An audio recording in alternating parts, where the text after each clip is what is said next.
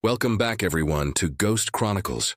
Today, I'm sharing 8 true and deeply unsettling stories from the Appalachian wilderness, tales that still linger in my mind long after the campfire's gone cold. One camper described seeing a figure with no face standing silently between the trees, just watching. Another woke in the middle of the night to soft whispering and found 5 black streaks smeared across the inside of their tent wall, as if someone had dragged soot-stained fingers down the fabric. If you're drawn to these kinds of mysteries and the quiet dread that comes with them, I'd be honored if you hit like, subscribe, and share this with a friend who loves a good ghost story. And drop a comment to let me know where you're watching from. I always love hearing from you. Now, let's step into the woods together. I've been solo camping for a little over 10 years now. No group trips, no chatter. Just me, my pack, and a patch of wilderness far enough off the grid that I don't have to talk to anyone. Over the years, I've hiked most of the eastern mountain trails at least once. But there was one stretch of the Appalachians I'd never explored. A remote, nameless zone along the border between North Carolina and Tennessee. The maps barely acknowledge it, and the so-called trails there don't even have proper names. A friend of mine, Liam, a park ranger, told me about an old service road branching off Highway 143. There are no signs marking it, and your phone won't get a single bar out there. Just a rusted metal gate at the start of a dirt path that disappears into the trees. He said forest crews used it decades ago, but no one goes out that way anymore.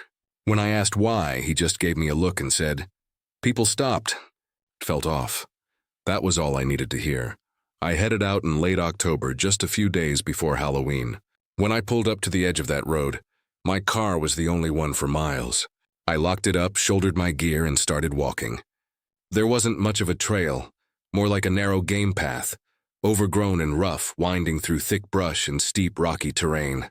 I hiked about 5 miles until I reached a narrow ridgeline. From up there, the valley below stretched out in every direction, blanketed in trees. Not a single sign of human life. No fences, no rooftops, nothing but endless forest. I pitched my tent not far from the edge of the ridge, built a small fire ring from stones, and heated up one of those vacuum-sealed beef stews I always bring along. As the sun dipped below the trees, I stoked the fire just enough to keep the chill away and leaned back against my pack. The silence was deep but peaceful, just the occasional rustle of a falling leaf or the faint crack of a distant twig. Nothing close, nothing threatening. By 10:30, I zipped myself into the tent and fell into a solid sleep. Morning came cloaked in thick fog, but something felt wrong. There was no sound at all, not even birdsong, which is unusual even in late fall. No squirrels chattering, no crows calling. It was as if the entire forest had gone mute. I figured it might be the elevation playing tricks, so I set out for a short hike along the ridge. Still, I saw no trace of other people. No cigarette butts, no footprints, not even snapped twigs or discarded rope. It felt untouched, pristine, exactly why I'd come. Back at camp by early afternoon, I pulled out my field journal and began sketching the surrounding hills, like I always do. That's when I noticed it. About 15 feet down the path, right in the middle of the trail, stood a branch jammed straight into the ground. The bark had been stripped clean, not broken off naturally, but deliberately placed. I walked over, yanked it out, and tossed it into the brush.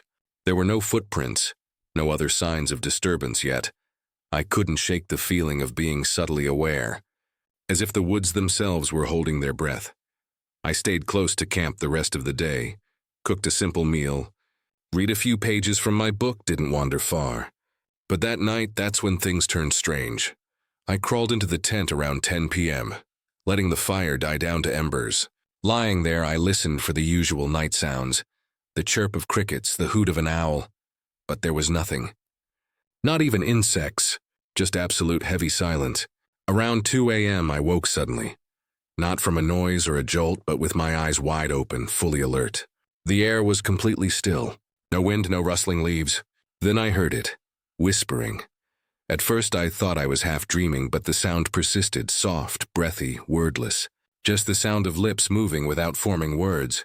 It came from right behind the tent, low to the ground. Then it began to move, slowly circling the tent. I held my breath, staring up at the fabric ceiling. The whispering continued, steady and quiet, as something brushed against the side of the tent. Fingertips, maybe?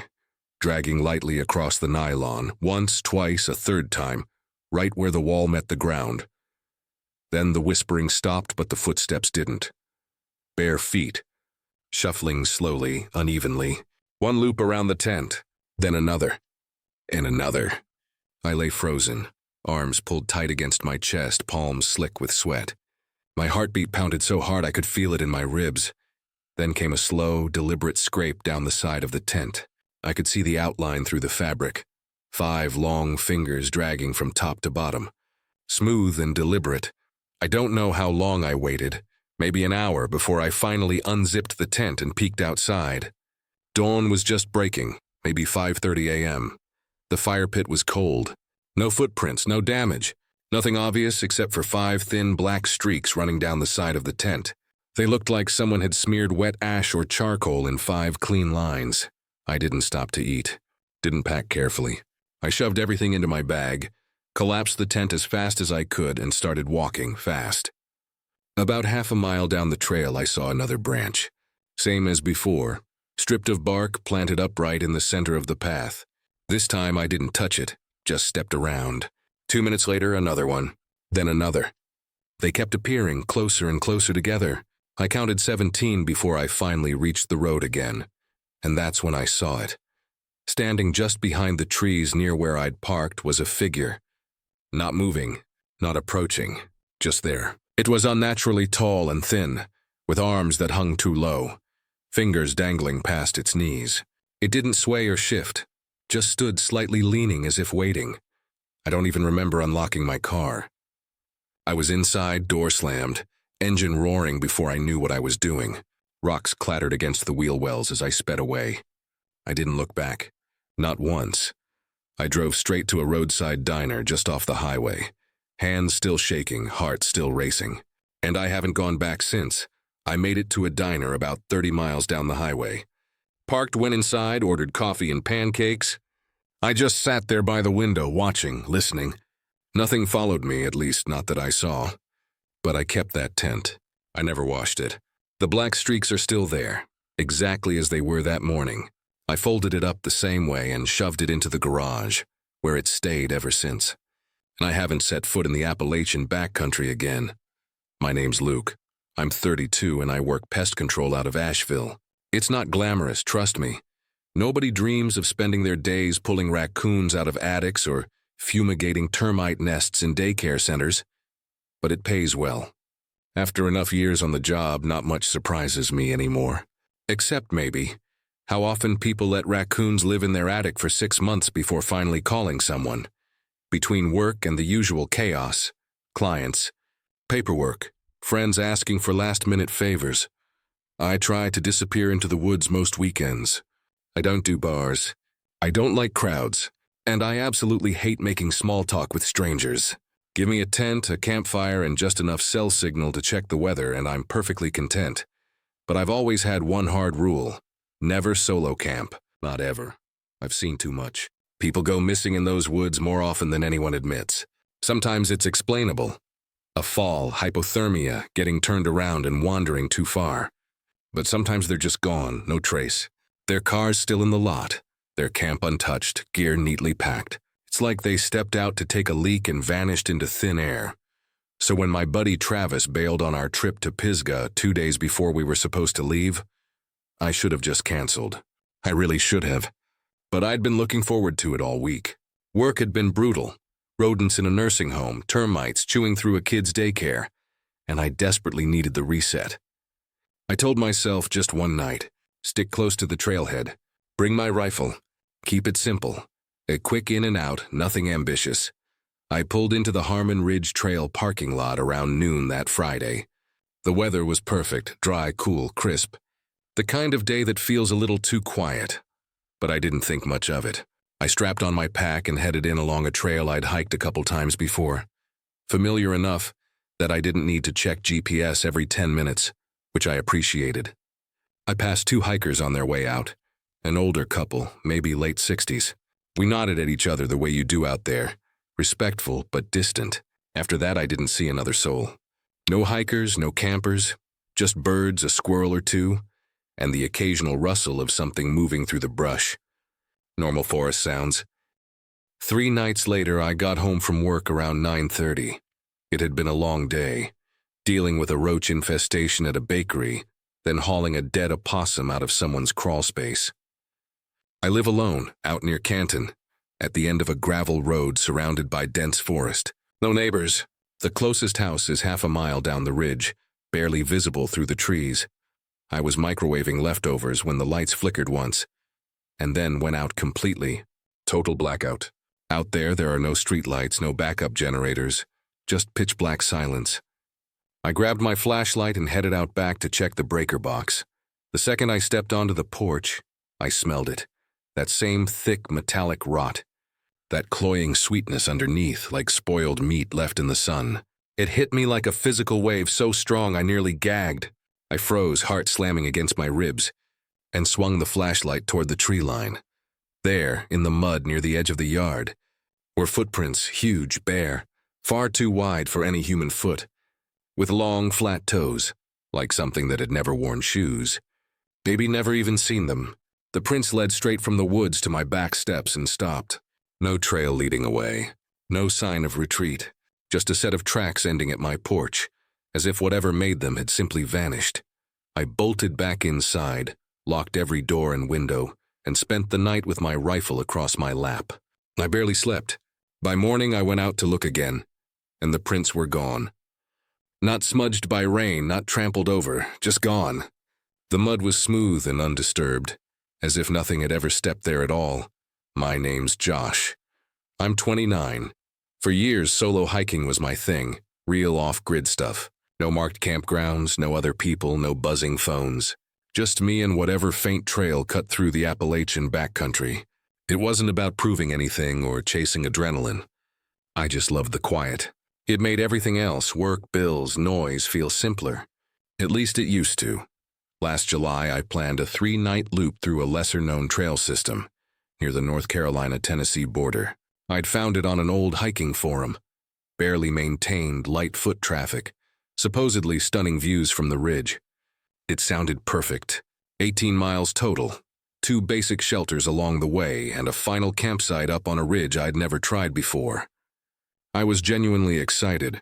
It had been months since I'd taken a real break. I packed light, a hammock, tarp, compact stove, 4 days of food, a water filter, my old satellite beacon, which had never once failed me, and the usual emergency kit. Nothing fancy, just the essentials. I parked at a tiny pull-off around 10 a.m. on a Monday and left a folded note under my windshield wiper with the trail name and my expected return date. It wasn't for anyone specific, just a habit I'd picked up over the years. If something went wrong, at least someone might find the car. The hike started beautifully. The trail climbed quickly into a hardwood forest, mostly oak and poplar. The ground was soft from rain the week before, and spiderwebs strung across the path told me I was the first one through in a while. I made good time. Around 4 p.m., I found a wide, flat spot by a clear stream and strung my hammock between 2 maples. That night was uneventful. Loud crickets, a few raccoons nosing around my gear but not sticking around, and deep, exhausted sleep. Exactly what I needed. Day 2 was when things shifted. The trail narrowed, winding around rocky outcrops and steep drop-offs. The trees seemed closer, the canopy heavier, like the forest itself was leaning in. I didn't see another soul all day. Didn't even hear the usual rustle of deer or birds. The quiet felt wrong, not peaceful, just empty in a way that made my skin prickle, though I couldn't explain why at the time. By 3 p.m., I reached the ridge. The view was everything the forum promised. Endless layers of blue-green hills rolling into the distance under a clear sky. It should have been peaceful, but instead, I felt a strange tension in my chest, like my body knew something my mind hadn't caught up to yet. I started boiling water for dinner when I saw it. Through the trees, about 50 feet away, just a sliver of a figure, a shoulder, half a head, peeking out from behind a thick oak, as if someone was leaning out to watch. I stood up fast. "Hey, you all right over there?" Nothing, no movement, no sound, not even the shift of weight. I squinted. The face, if it was a face, looked wrong. Pale, smooth, no color, no features I could make out, no visible clothes, just blank. I grabbed my flashlight and walked over, trying to stay calm. But when I reached the tree, there was nothing behind it. I circled it, checked nearby rocks, called out again. Silence, no footprints, no snapped twigs, no sign anyone or anything had been there. I told myself it was a trick of the light. Maybe a patch of bark shaped like a face. Maybe I was just tired. That kind of thing happens, right? But that night I couldn't sleep. Every rustle, every distant creak jolted me awake. I stayed zipped into my hammock, listening to the forest breathe around me. Around 1 a.m., I heard a snap. Not a squirrel. Not wind in the branches. Too heavy, deliberate. I reached for my headlamp and trekking pole. Banged the pole against my cookpot a few times. The usual trick to scare off curious wildlife. This time, nothing ran. Instead, I heard footsteps, slow, steady, human-like pacing. Crunch, pause, crunch, pause. They stopped about 20 feet from my hammock. I froze. Gripped the pole so tight my knuckles ached. Then I heard it, breathing, slow, controlled inhales, like someone trying not to be heard and failing. I flicked on my flashlight, aimed it into the trees. "If you're just hiking through," I called out, voice steadier than I felt, "let me know." Silence. I didn't sleep the rest of the night. Just lay there, eyes wide open, staring into the dark. At first light, I packed everything. No breakfast, no coffee, no water break. Just shoved my gear into my pack and hit the trail. I was supposed to camp one more night before looping back to my car, but that plan was out the window. No way was I spending another night out there. About an hour into my hike, I started hearing it again. Footsteps. They stayed just out of sync with mine. When I stopped, they stopped. When I walked, they started again. I spun around fast a few times, trying to catch whoever or whatever was following me. Nothing. It went on like that for miles. Always just behind. Always just out of sight. Every bend in the trail, every rise in the path. I kept expecting to see someone. But the woods stayed empty. Just trees, silence, and that gnawing sense of being followed. Then I reached a small clearing with an old fallen log stretched across it. I was exhausted by then, moving slower, muscles burning. As I stepped over the log, I caught movement ahead. Something crouched behind a tangle of deadfall. Long limbs pulled tight against its body. Gray skin stretched taut over bones that looked too large, too wrong. Its head tilted to the side, listening. No ears, no clothes. Just skin, bone, and stillness. I froze. Then it stood. It was tall, too tall, and when it moved, its knees bent the wrong way, like a broken insect trying to mimic a person walking upright. I didn't wait. I ran harder than I ever have in my life. Everything blurred, trees, rocks, roots whipping past. I didn't care where I was going. I just ran until my lungs screamed and my legs gave out. I collapsed against a tree, gasping, trying to breathe without making a sound.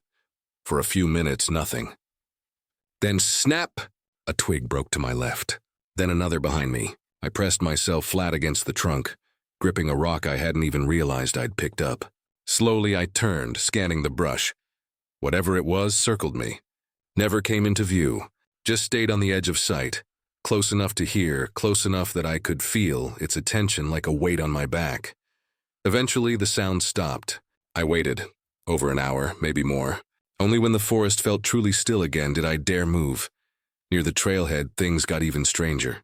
First a rabbit, completely stripped of its fur.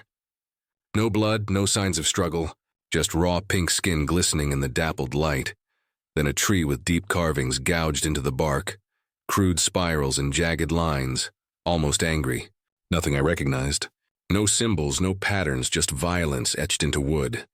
And then, about half a mile from my car, I rounded a bend and stopped dead. A deer skull hung from a vine right over the trail. Beneath it, rocks were arranged in a perfect spiral, each about the size of a fist, placed with clear, deliberate purpose. I didn't slow down. Didn't look again. I walked straight under it, eyes forward, heart hammering. When I finally hit gravel, I nearly cried with relief. My car was exactly as I'd left it, untouched, safe. I threw my gear inside. Didn't change clothes, didn't double-check anything. Just got in and drove. Somewhere on the highway, I realized something was off. My GPS was completely powered down. I hadn't touched it. and my satellite beacon, which I'd checked the night before leaving and knew was fully charged, was dead too. Back at my apartment in Asheville, I locked everything, deadbolts, windows, blinds drawn tight. But I still couldn't relax. Every creak of the building, every distant car made me flinch.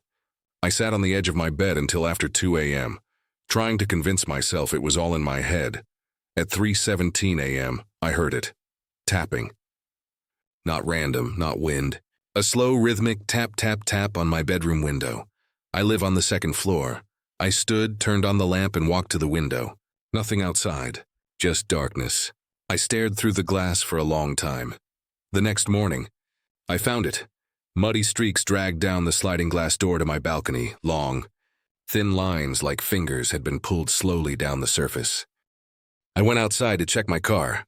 There were handprints on the hood, on the roof. Muddy, smudged, but unmistakable. Fingers far too long, too narrow. No footprints. Nothing else. I didn't report it. What would I even say?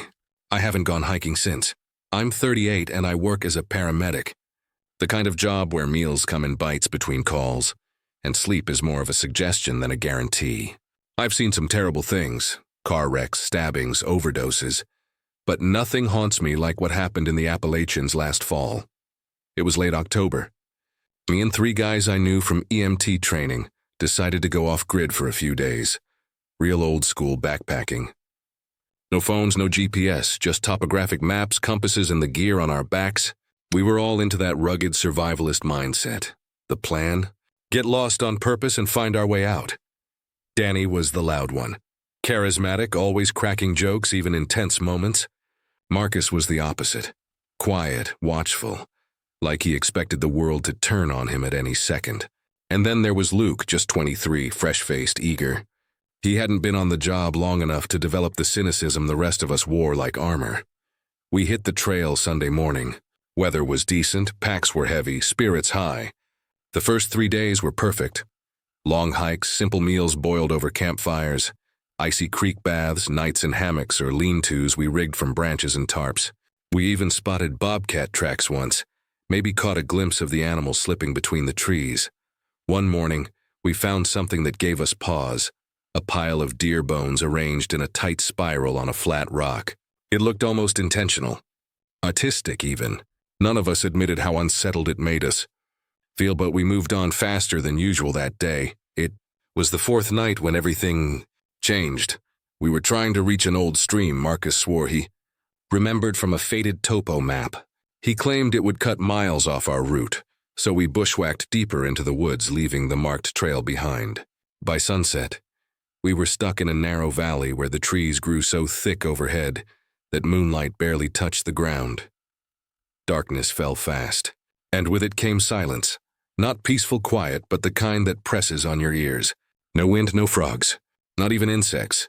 Sometime after midnight, Luke nudged me awake. "Hey," he whispered, voice tight. "There's something walking around out there." I sat up slowly. Danny was already upright, clutching his flashlight like a club, but not turning it on. At first I heard nothing. Then I caught it. Soft, steady movement just beyond the edge of camp. Not crashing through brush. Not heavy stomping. Just careful, deliberate pacing. It was circling us. I reached for the fixed-blade knife on my belt. I knew it wouldn't stop a bear, but bears don't move like that. They don't walk slow, quiet laps around a campsite. They don't circle like they're studying you. And this wasn't a bear, except bears don't walk like that. They don't move that slow. And they sure as hell don't walk laps around you without making some real noise. Marcus leaned out of his hammock and whispered, voice barely audible, "It's two-legged." We didn't sleep the rest of the night. Just sat there in the dark, listening. The footsteps eventually stopped, but we never heard them leave. It was like whoever or whatever it was had simply dissolved into the trees. Come morning, we found the tracks.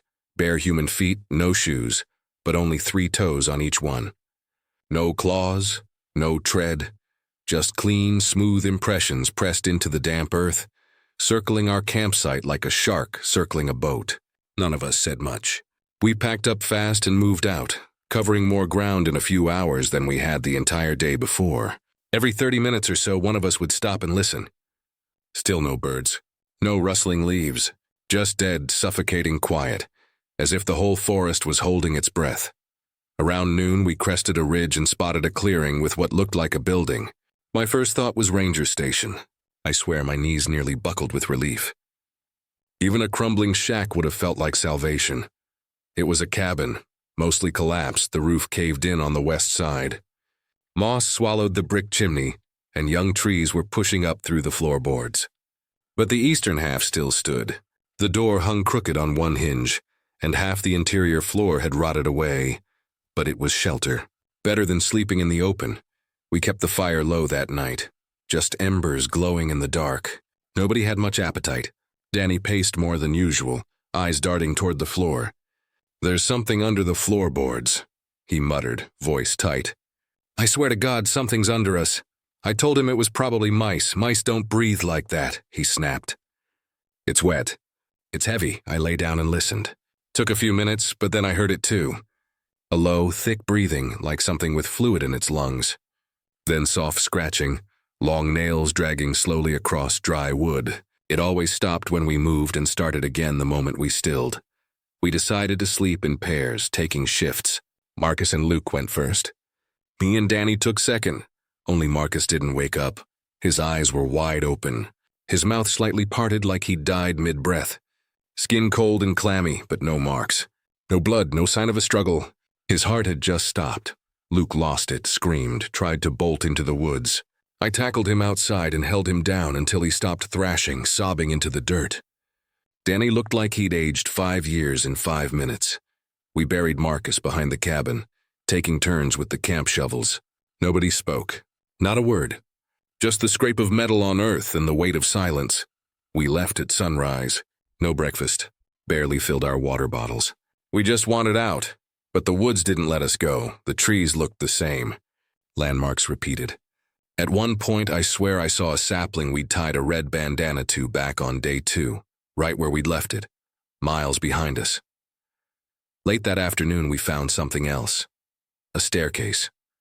Right in the middle of nowhere, no railings. No platform, just 10 or 12 wooden steps rising 6 feet into the air, ending in nothing. Covered in moss, leaning slightly to one side as if the earth had shrugged and left it hanging. Danny stared at it for a long time. "That wasn't here before," he said, voice hollow. Luke looked like he might throw up. "Don't look at it too long," he mumbled, eyes fixed on the ground. "Just don't." We didn't touch it, just kept walking. But the footsteps followed us for miles, always just behind, always matching our pace. When we stopped, they stopped. When we walked, they walked. By the time we called it quits, it was dark again. We huddled under a rocky overhang, too exhausted to care if it was safe. No fire, no talking. I didn't even unroll my sleeping bag, just sat there, knife in hand, fighting to stay awake. Danny shook me around 2 a.m. Luke's gone. I looked over. His sleeping bag was empty, zipped open from the inside, and in the dirt around it.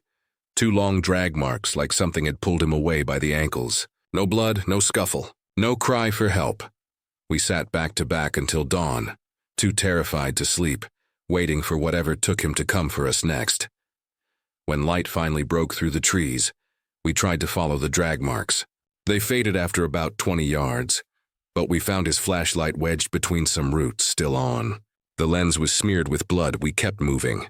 No plan, just south, just forward. Hours passed. Then, we saw the stairs again, same moss, same tilt. Same impossible structure rising into empty air, but this time someone was standing on them. Same build as Luke, same jacket, same pants. Only his head hung at a sickening angle, like his neck had snapped and never healed. His arms dangled too low, fingers limp. Then his mouth opened, far too wide, and a voice that wasn't his whispered, "You left me." Danny dropped his pack and ran, vanished into the trees without a backward glance. And just like that, I was alone. I'm 31, and I work freelance as a wildlife photographer. Most of my gigs are self-directed. I pitch to magazines, sell prints, license footage. It's not glamorous, but I love it. More than that, I love doing it alone. Not because I'm antisocial. I've just learned that it's easier to focus when I don't have to explain why I'm sitting motionless in the mud for 5 hours, waiting for a fox to blink in the distance. Back in October, I went deep into western North Carolina. into the heart of the Appalachian Range. I'd been scrolling through a wildlife forum, mostly hobbyists, a few serious shooters, when someone messaged me about a forgotten trail near a remote ridge. It wasn't on any modern maps. He said it was prime for red fox sightings, maybe bobcats, even the occasional black bear if you were lucky. He'd been there once, years ago, and swore it was the most alive he'd ever seen the woods. According to him, the trail used to be part of an old ranger route, but got shut down in the 80s after a rock slide made the access road unstable. It was never reopened. No maintenance, no signs, no GPS pin. That sounded perfect to me. I prefer places untouched. No trampled trails, no drone buzz, no influencers posing with coffee mugs in the wilderness. Just raw, quiet land. So I went, and I haven't been the same since. Places where animals still act like animals, where the wild hasn't been tamed by trails or hashtags. That's what I was after. I found an old topo map in a forestry archive online, one of those black and white scans that in my mind still smelled like toner and dust. And there it was. Faint switchbacks curling up the side of a ridge, ending near an overlook marked with nothing but a tiny X. The trailhead began behind a boarded-up ranger station, about 10 miles down an unpaved road that probably hadn't seen a grader since the Reagan administration. My kind of spot. I arrived around 4:30 p.m., parked just off what used to be a service road, but now looked more like a goat path littered with ruts and roots. My gear was stripped down to the essentials. A one-man tent, freeze-dried meals, a compact stove, my DSLR, a few lenses, backup batteries, and a thermal camera I'd started using for night scouting. No cell service, obviously. I had a paper map, a compass, and over 30 solo backcountry trips under my belt. I wasn't worried, just focused. The trailhead was exactly what you'd expect. Overgrown, almost apologetically narrow, buried under a thick carpet of leaves that hid rocks, roots, and sometimes the trail itself. Within 15 minutes, the forest had already swallowed the daylight. The canopy was dense, layers of branches woven so tightly overhead that even birds seemed to avoid flying through them. The air was still. I won't get poetic about atmosphere. I'll just say it was quiet. No birdsong, no insect hum. Just the crunch of my boots and the occasional scuff when I misjudged a turn.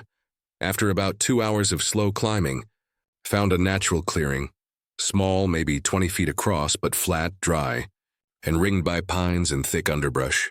It overlooked the eastern slope, with a view that stretched just far enough to remind you how utterly alone you were. I checked the ground carefully. No tracks, no droppings, no broken twigs or disturbed brush.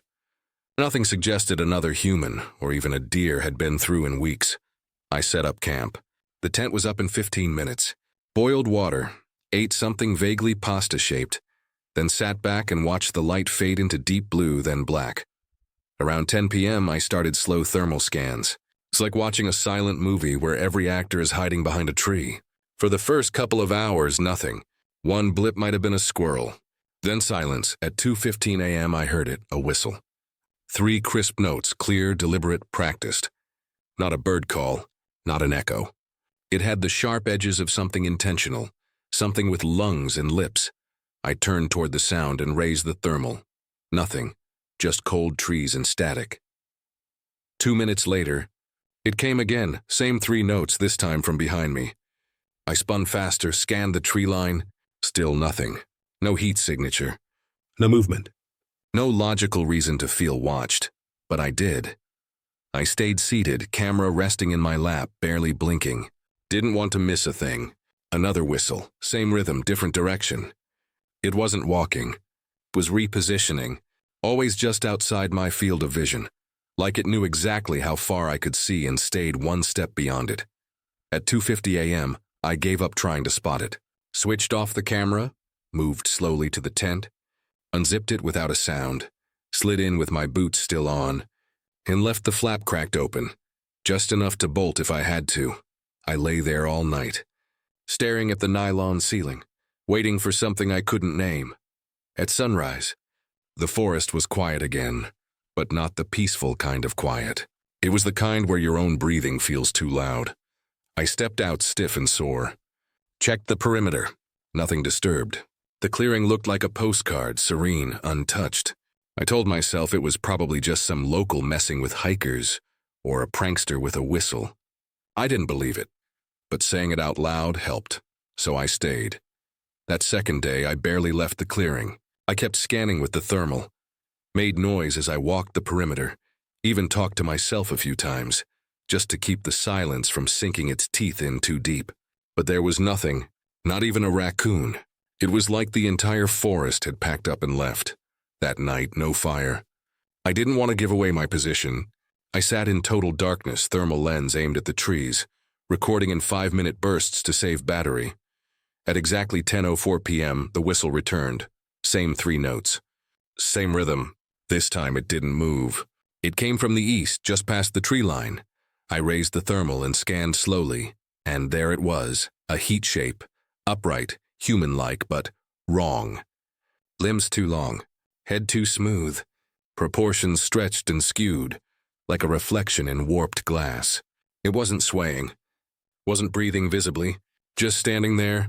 I watched for nearly a minute, then its arm lifted, it pointed directly at me, then the whistle again. Same 3 notes. No pause, no hesitation. Like it didn't care anymore if I knew it was watching. I turned off the camera, sat frozen, couldn't move, couldn't look away. I don't remember falling asleep. I only remember waking up morning light. The shape was gone. I packed fast.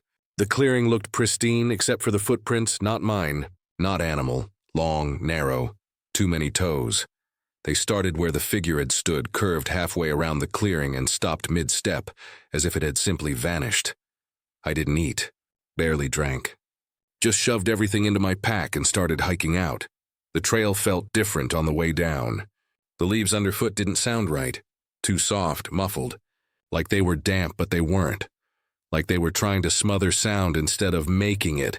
Halfway down, I stopped to adjust my pack and catch my breath. That's when I noticed the silence again. No birds, no wind, not even the creak of trees settling. I turned around. It was standing between 2 trees, not hiding, just watching, skin pale like unbaked dough, no hair, eyes massive, lidless, glossy as black marbles.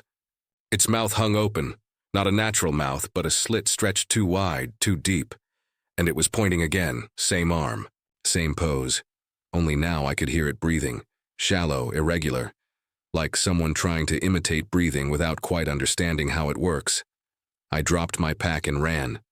No plan, no thought, just raw instinct. I didn't look back. I knew I'd reached the service road when gravel crunched under my boots instead of leaves. My knees nearly buckled when I saw my car. I dove inside, slammed the locks before even turning the key, and drove straight through to Asheville. Windows up, hands shaking. Heart still racing hours later. I haven't gone back, and I don't plan to. Back home, I went through the thermal footage. The clip from that night was still there, grainy, low res, but the shape standing there, arm outstretched, pointing straight at me, unmistakable. But the audio was different. Now the whistle had 4 notes. Same tone, but slower, like someone trying to mimic the original and getting it just slightly wrong. Off-key in a way that didn't register in your ears so much as in your spine. I scrubbed the video frame by frame. At the exact second the whistle ended, another shape flickered into view on the far left edge of the screen. Smaller, crouched low, then gone in less than a second. I deleted the footage. Wiped the memory card. Sold the thermal camera the next day. A week later, I mentioned it to a guy at a supply store in Asheville. Grizzled, sun-weathered, looked like he'd spent half his life sleeping under tarps. When I described the whistle, he paused. 3 notes, he asked. I nodded. He just looked at me for a long moment, then said quietly, "You're lucky it didn't come back with 4. Then he rang me up like I'd just asked about the weather. I still hike. Still take photos, but never in that part of the range. Whatever's up there, it can keep the ridge. I'm not going back. My name's Erica, and I've been working as a paramedic in Central Virginia for just over 10 years. I've handled all kinds of calls. Some tragic, some bizarre, most just bone-deep exhausting. After a while, they start to blur together. You learn to function in chaos, to stay calm when everything's falling apart. What you don't expect is to feel more afraid off-duty than on. 3 years ago, in early spring, I went on what should have been a typical solo camping trip. I used to take one every year. No friends, no distractions, just me and the woods for a couple of days. Partly to disconnect, partly to clear my head. Emergency response does something to your brain. It's like your mind's always braced for impact. These trips helped me shake that off. I'd come back a little lighter every time. I never brought music, podcasts, or movies. I liked the silence. I packed light: tent, tarp, basic food, water filter, a few tools, and a fixed-blade knife clipped to my hip. Most years I returned to familiar spots. But that spring I wanted somewhere new, deeper, quieter. I found an old ranger trail in the Blue Ridge through a hiker's forum. I hadn't visited in years. Most threads were ancient. One post from a user named Curtis B. stood out. A blurry photo of a clearing by a creek. He called it a perfect hidden gem, and even dropped coordinates. The thread had no replies. Just that one lonely post. It felt obscure enough to be real. I left early. Saturday morning around 7 a.m. It took 2 hours to reach the gravel lot beside a crumbling ranger station that looked like it hadn't seen a living soul in decades. The road in was all switchbacks and potholes. When I parked, my car was the only one there. I stepped out, stretched, checked my pack, locked the doors, and started walking. It was 10:30 when I reached the trailhead, if you could even call it that. The path was barely visible. Just a faint depression in the brush littered with pine needles, branches, and dead leaves. Fallen trees blocked the way. Low limbs forced me to crouch. It felt less like hiking and more like slipping into a place the world had forgotten. I didn't see another person. No tents, no voices. Not even distant dogs. Just the sound of my boots and the occasional bird. The quiet was so deep I noticed how dry the pine needles felt underfoot. Brittle, almost hollow. By 1:15 p.m., I reached the clearing. Just like in the photo, flat, slightly rocky, bordered by thin trees. The creek ran about 15 feet from where I decided to pitch camp. Narrow but steady. Water clear enough to drink straight from, though I filtered it anyway. Old habit. I set up my tent and tarp in a U-shape for wind protection, though the air was calm. Had a late lunch. Pita bread with peanut butter, eaten standing while I watched the creek ripple. Then I walked slow laps around the site, taking it in. I always did that. Knowing your surroundings made sleep easier. Around 6 p.m., I started heating water for tea. That's when I heard it. A dull thud. Not loud, not sharp. More like the sound of a heavy foot pressing into wet earth. Then another. I stopped pouring water and turned toward the sound. Nothing, no movement. No figure. I stared into the trees for a full 30 seconds. Complete stillness. No wind, no rustling. Just silence so thick it felt like pressure. I told myself it was a deer, or a branch falling out of sight. I made tea. It didn't taste like much. By 9 p.m., it was dark enough that I crawled into my tent, leaving the zipper halfway open for air. I watched the fire burn down to soft, pulsing embers. I was drifting off when I heard it again. Footsteps, but not the usual crunch of leaves or snapping twigs. These were soft, heavy thuds, like something large moving slowly, deliberately. I froze, knife in hand, pressed against my side. The steps came from the direction of the creek. Moved along the left side of my tent, stopped, then continued around the back. I listened until they faded into silence. I didn't sleep at all. My eyes stayed locked on the tent ceiling. I don't even remember blinking. I kept telling myself it was a bear. But bears don't move like that. They're noisy, snorting, huffing, crashing through brush. This thing was quiet, purposeful. When the sky began to lighten around 6:30 a.m., I finally unzipped the tent and stepped out. The first thing I saw were the prints. They made a complete loop around my tent. Not a random animal path, but a deliberate circle. Not boot prints, not paw prints, they looked human. Sort of 5 long toes, each as thick as my finger. Broad pads, maybe the length of a dinner plate. No tread, no claws. Just clean, deep impressions in the dirt and pine needles. As if something had walked barefoot around my camp in the night and watched. I stared at the prints for maybe a minute before grabbing my shovel and covering them up. Not because I was worried someone else might see them. There was no one else. I just couldn't keep looking at them. They felt like an accusation or an invitation. Either way, I needed to move on with the day. I washed my pot in the creek, tried to eat a protein bar, but couldn't finish it. Around 2 p.m., I decided to hike about a mile down the trail. Not for exploration, just to move. To stop sitting in that clearing, replaying the night in my head, trying to convince myself it was all normal. The hike was quiet. Just me, the trail, and my thoughts spinning in circles. When I got back, I froze. There was a rock sitting in front of my tent, round, smooth, almost perfectly shaped, about the size of a tennis ball, and it was warm to the touch, like it had been baking in direct sunlight. But my camp was mostly shaded. It hadn't been there that morning. I picked it up, turned it over.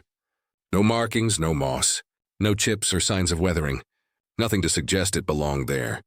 I set it down beside a tree and told myself some kid must have dropped it years ago, and it had somehow rolled into place. But I knew that didn't make sense. There were no kids out here. There was no one. That night I didn't go near the tent. I stayed by the fire, kept the flames tall and bright, sat with my knife in my lap and my headlamp around my neck. Every few minutes I scanned the tree line. Around 2:20 a.m. I saw it. Across the creek, behind a thick tree trunk, something standing there. Too tall, shoulders too narrow. I couldn't make out details, but the shape was wrong. Deeply wrong. I clicked on my headlamp and aimed the beam. It landed on the spot, but there was no eyeshine, no movement, just a silhouette that didn't flinch, didn't shift. Then it slid backward. That's the only word that fits. It didn't walk. It glided, smooth, silent, vanishing behind the trees like it had never been solid to begin with. I backed up fast, scrambled into the tent, zipped it shut, and killed the light. I lay there clutching my knife, heart hammering so hard I swear I could feel it in my teeth. Then came the breathing, slow, wet, not labored, just off. Like someone trying to breathe through fluid-filled lungs.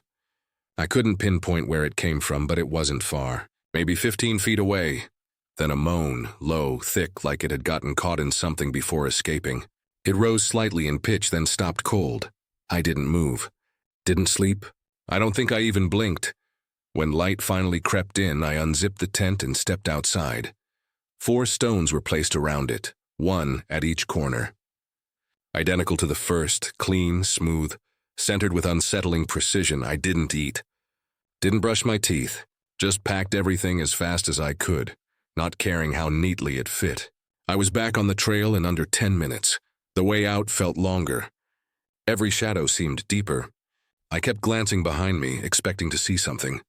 Once a branch shifted in a way that made no sense, and I nearly dropped my pack. Every turn looked unfamiliar, like the forest had subtly rearranged itself overnight just to keep me off balance. I reached the gravel lot around 11 a.m. My car was there, but someone, or something, had tied a short piece of twine around the driver's side door handle, looped twice, knotted tight, dead center. I didn't look around, didn't hesitate. I cut it, got in, and drove.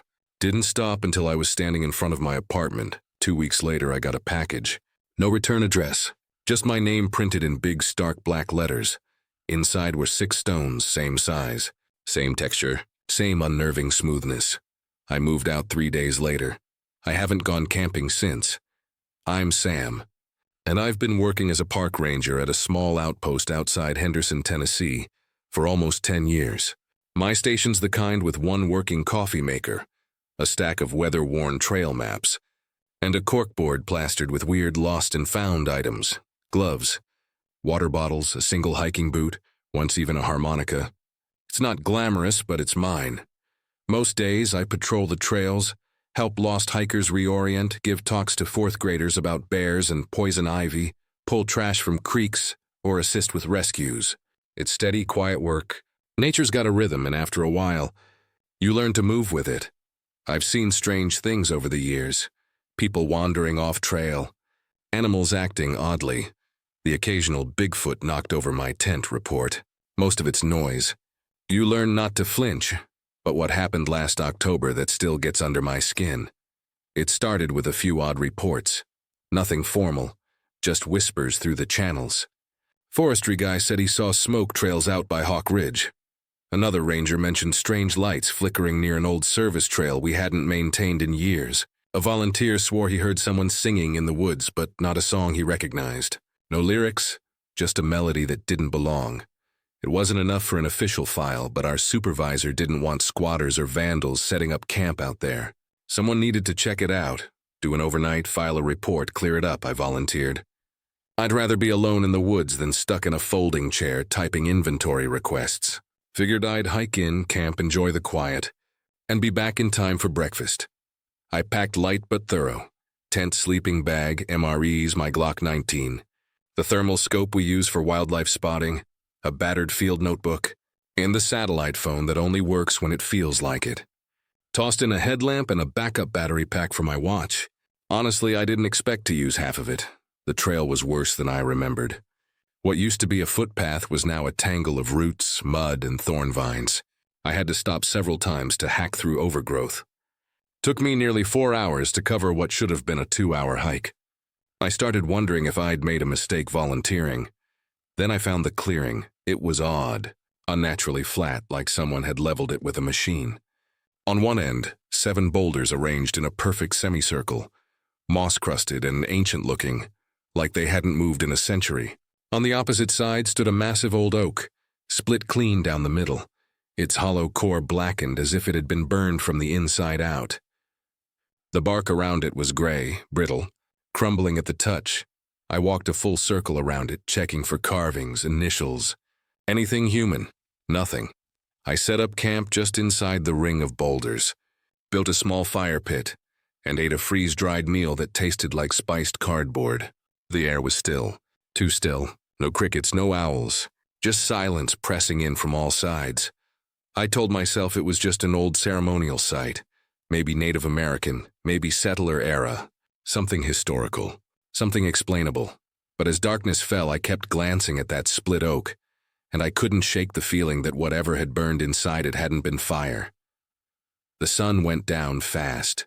By 7, I was sitting near the fire, half listening to the crackle of burning wood and the distant hoot of an owl, when I heard it. Leaves crunching. Not a squirrel, not the wind. Footsteps, heavy, slow, deliberate. I froze. I picked up the thermal scope and scanned the tree line. That's when I saw it off in the distance. Heat signature, bright and humanoid, but the edges were wrong, like someone had taken a person and blurred them slightly around the outline. The heat flickered. Not steady like a living body, but unstable, like it was leaking. It didn't move. Just stood there. I blinked, lowered the scope, raised it again. Still there. I stayed perfectly still, listening. Nothing, no rustle. No insects. Not even the usual night chorus. It felt like the whole forest had paused, holding its breath. About 10 minutes later, I heard a whistle. 4 notes.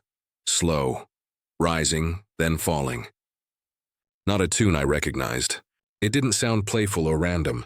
It sounded calculated, intentional. It came from maybe 40 yards into the woods. I didn't answer. Didn't move. Just sat there, hand resting on my pistol, pretending I hadn't heard it. The fire crackled, but the air around me felt unnaturally still. I stared into the flames for what felt like hours.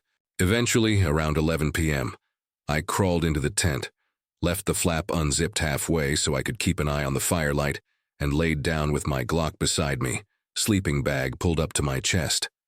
My mind kept replaying that whistle, over and over, like a loop I couldn't stop. At exactly 2:14 a.m., my watch buzzed and lit up. No alarm, no notification, just a single pulse of light and vibration. Then I heard it again, crunch, crunch, crunch. Footsteps close, circling the edge of the firelight. Too heavy for a raccoon, too steady for a deer. I stayed absolutely still, then leaned forward just enough to peek out the tent flap. There was something standing just outside the ring of light. Tall, pale. Its skin, or maybe its clothes, was a gray-white that didn't reflect anything, like it absorbed light instead of bouncing it back. It looked like a statue, but it wasn't still. Its limbs twitched in small, jerky motions, like it was glitching. Its head moved in short, stiff snaps, as if it didn't quite understand how necks were supposed to work. Then it moved. It didn't walk. It glided, feet barely skimming the ground, toward the split oak. When it reached the tree, it bent at the knees like it was made of wire, not bone, and dropped to all fours. It crawled slowly toward the hollow base and slipped inside like it belonged there. Then came the whistle again.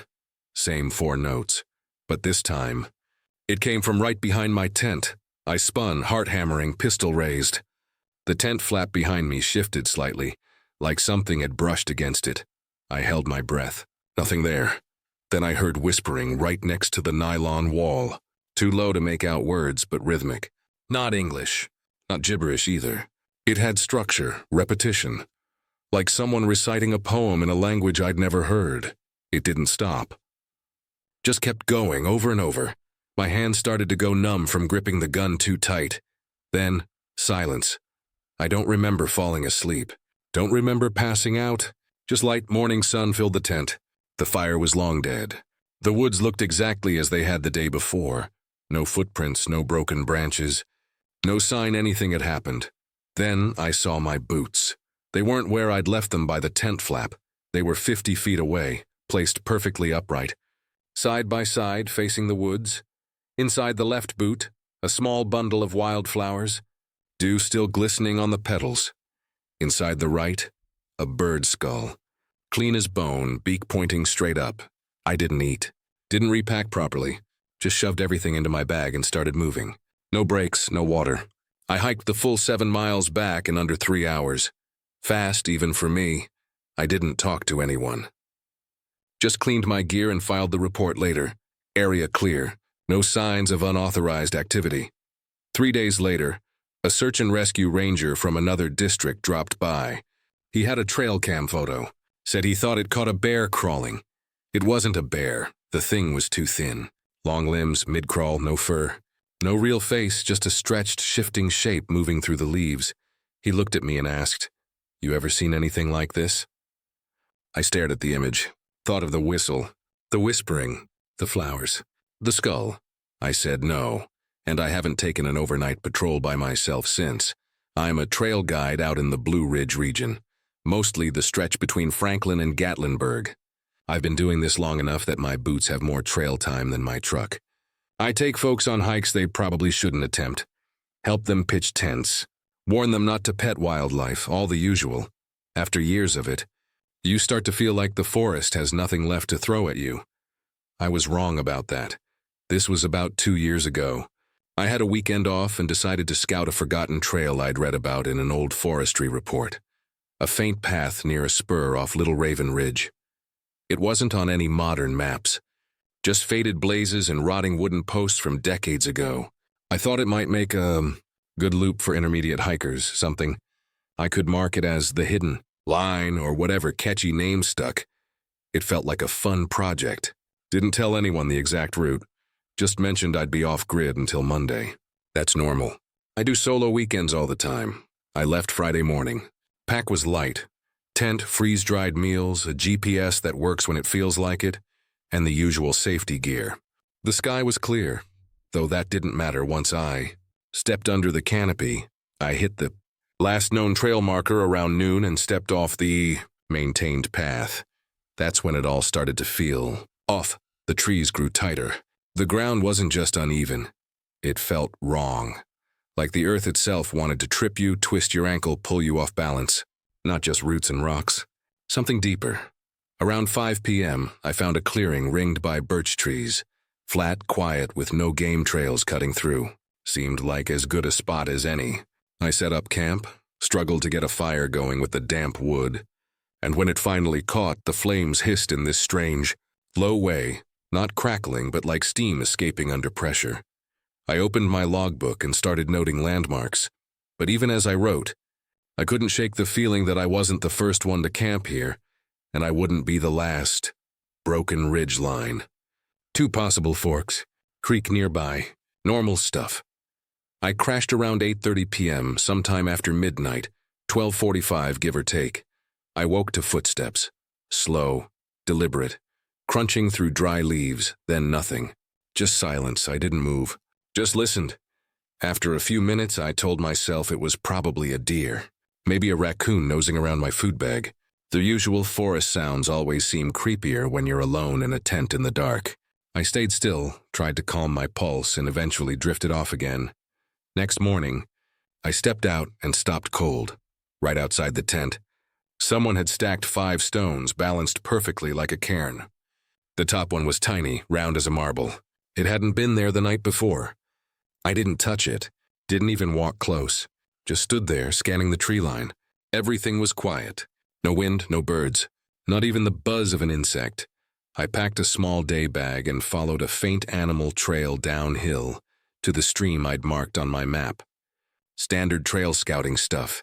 Check water flow, look for possible shortcuts back up the ridge. I stopped at a bend in the stream to refill and filter water. That's when I heard it humming, no tune. Just a slow, repetitive rhythm, like someone humming a lullaby with no words. It was unmistakably human, not a machine. Not the wind. I stood up. "Hello?" I called out. The humming stopped. Dead silence. I waited 5 minutes, 10.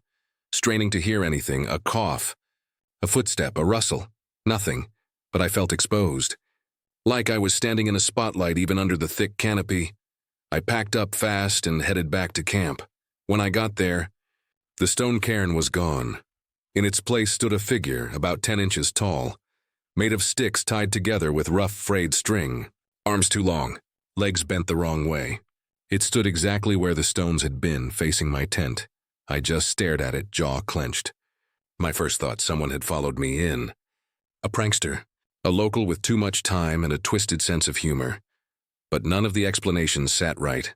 I ate cold food, skipped the fire, sat inside my tent, knife in hand, flinching at every snap of a twig, every shift in the wind. Then, sometime past midnight, the clicking started, not random, rhythmic, like 2 stones tapped together.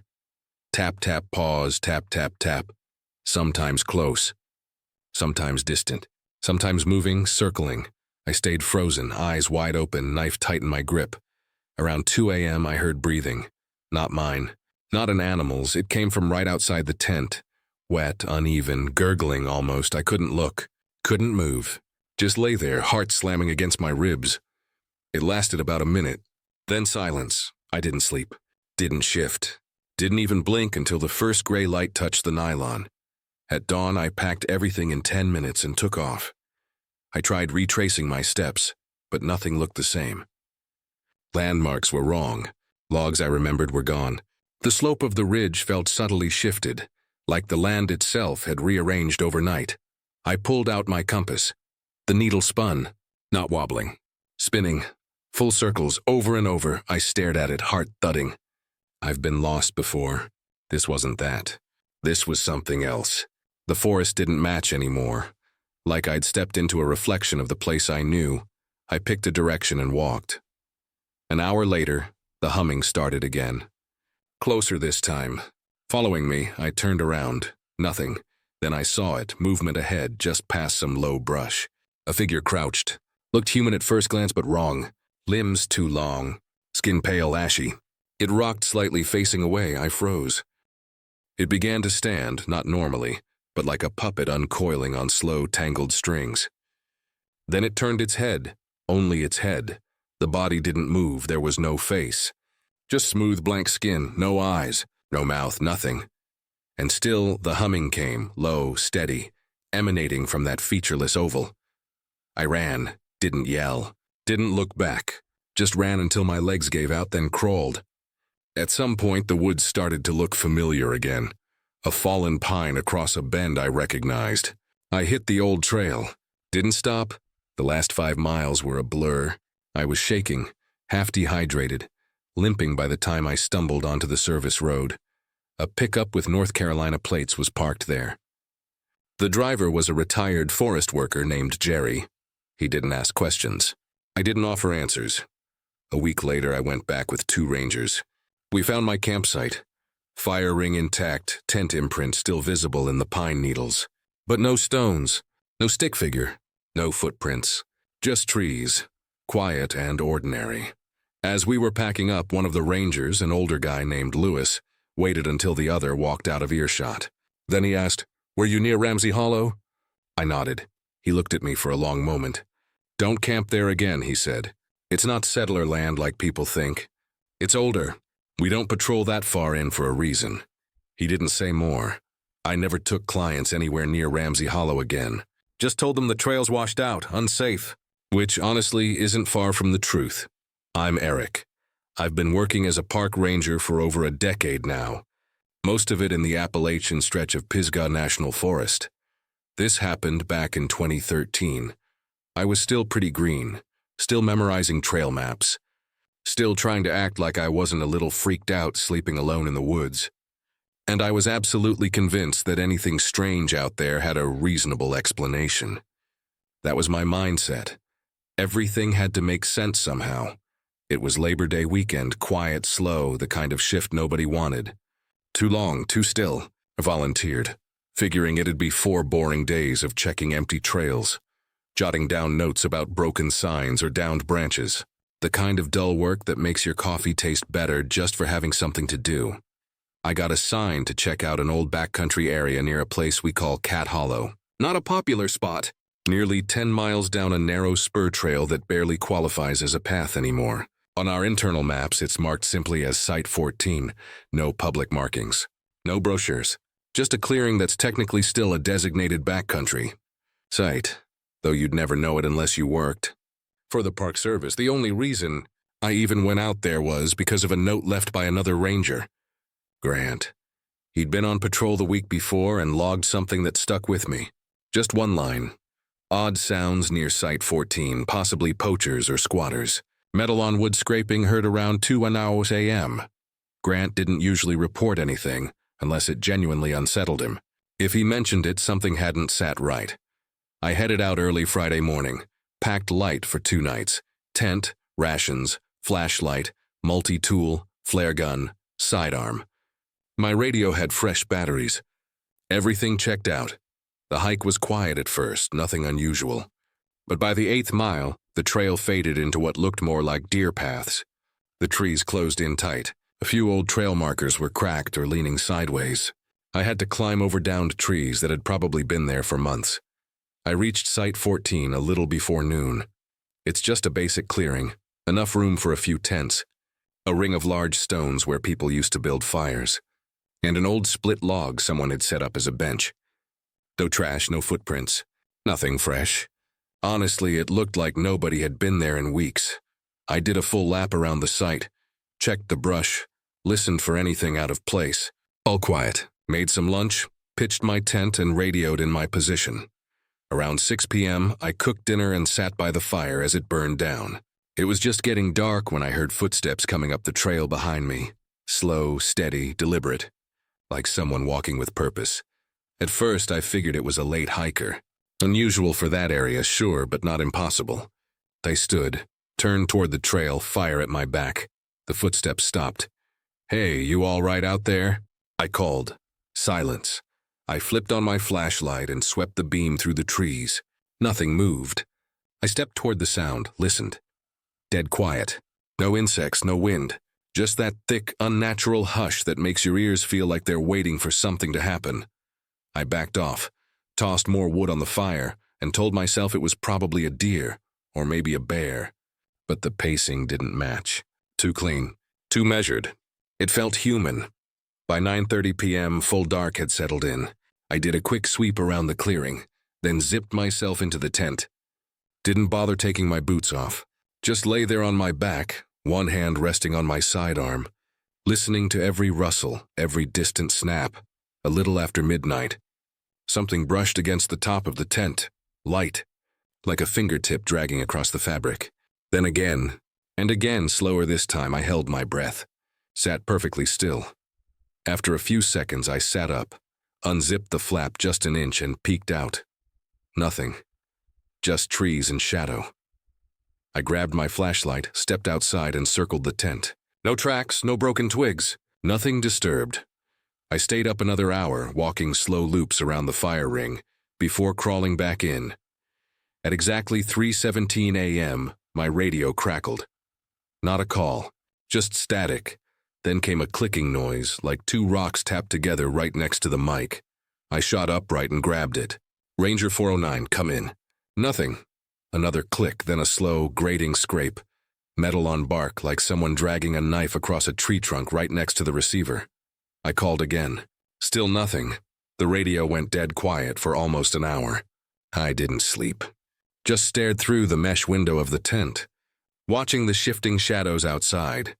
At 4:40 a.m., just before first light, I saw it. A shape standing at the edge of the trees, about 15 feet away, upright, not crouched. Tall, maybe 6.5 feet, with a thin build, arms at its sides. No visible face, just a dark silhouette, utterly still. It stood there long enough for my brain to start questioning whether I was really seeing it. Then, just like that, it stepped backward into the trees. No sound. Gone. As soon as the sun rose, I packed everything. Fast. No breakfast, no breaks. Didn't speak out loud. Just moved. By the time I was 5 miles out, I radioed in. Told dispatch I was cutting the trip short. Possible trespassers, weird radio interference. When I got back to base that afternoon, I went to file my report. Before I could say a word, the woman at the desk stopped me. "We got some strange stuff from your radio last night," she said. "You kept transmitting." I told her I'd only used the radio twice, once at 3:17 a.m. and again that morning. She pulled up the log. Between 12:10 a.m. and 5:05 a.m., my radio had pinged the station 12 times. Static every time. Once, they said they heard faint breathing. And at 3:51 a.m., a male voice, low and calm, whispered one word, "Come back." I didn't sleep that night. About a year later, 2 hikers went missing in the Cat Hollow area. They were found a few days later, 6 miles off trail. No shoes, no injuries. Their tent had been slashed open from the outside, but nothing was taken. They didn't remember anything after zipping up for the night. One of them came back to the station months later, just to talk. He said they both woke up at the same time, right before dawn, and just sat there, frozen.